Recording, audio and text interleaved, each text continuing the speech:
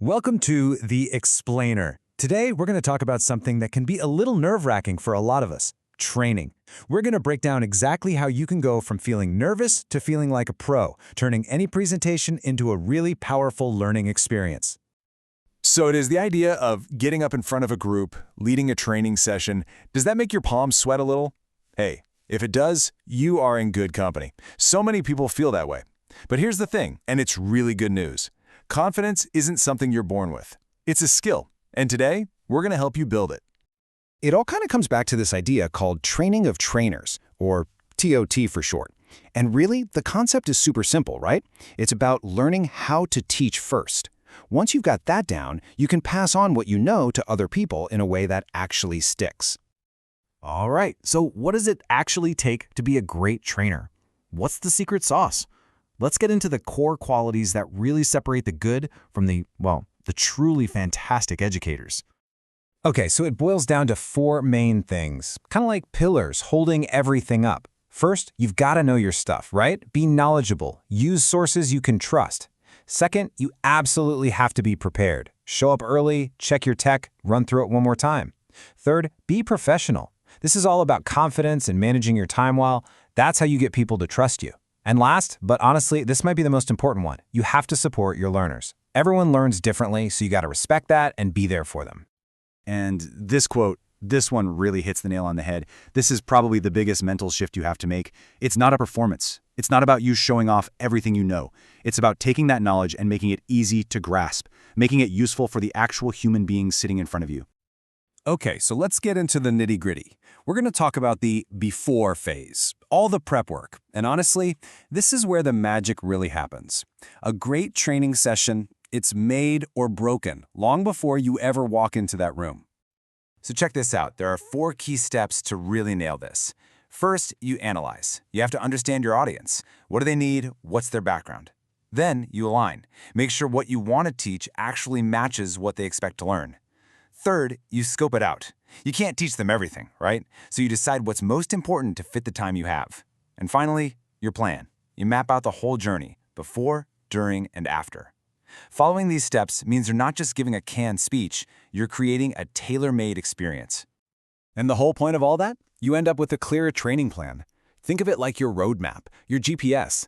It makes sure that every single thing you do, every slide, every activity, every minute, has a purpose. It's all about guiding your audience from point A to point B without getting lost. All right, so you've done all the prep work. The plan is solid. Now for the fun part. Let's talk about what happens when you're actually in the room, live, bringing that session to life. And this right here is a perfect comparison of what to do versus what not to do. Look, nobody wants to stare at a slide packed with a wall of text. It's a total snooze fest. So instead of that, tell real stories. Use clear pictures that actually make sense. Inject some fun into it. And maybe the biggest thing, make it a two-way street. Ask people what they think. You know, what you say is important, but how you say it is just as critical. It's all about clear communication. So slow down, speak clearly. If you have a really complex idea, break it into smaller, bite-sized pieces. And please, avoid industry jargon that nobody understands. When you're giving instructions or feedback, just keep it simple and direct. And don't forget, you're sending messages without even opening your mouth. Your body language is huge. It screams confidence or a lack of it. So, make eye contact. Actually face your audience. Try to keep an open, positive posture. It just makes you seem more trustworthy, and it helps everyone in the room feel more relaxed. Okay, but let's be real. Things don't always go perfectly to plan, do they? Every trainer, and I mean every trainer, runs into difficult moments. The secret isn't avoiding them, it's knowing how to handle them, how to turn a challenge into a real opportunity. You know who I'm talking about, right? The know-it-all. We've all seen them in action. The person who has an answer for everything, who just has to add their 2 cents on every single point. It can be a little intimidating, for sure. But don't worry, there's a playbook for this. The absolute key here is to not get into a power struggle. Don't argue with them. Instead, you want to redirect that energy. You can say something like, "That's a great point," and acknowledge their expertise. You could even ask them to help out with a tough question from someone else. See what you're doing? You're turning them into an ally, not an enemy. All right, now let's flip the script.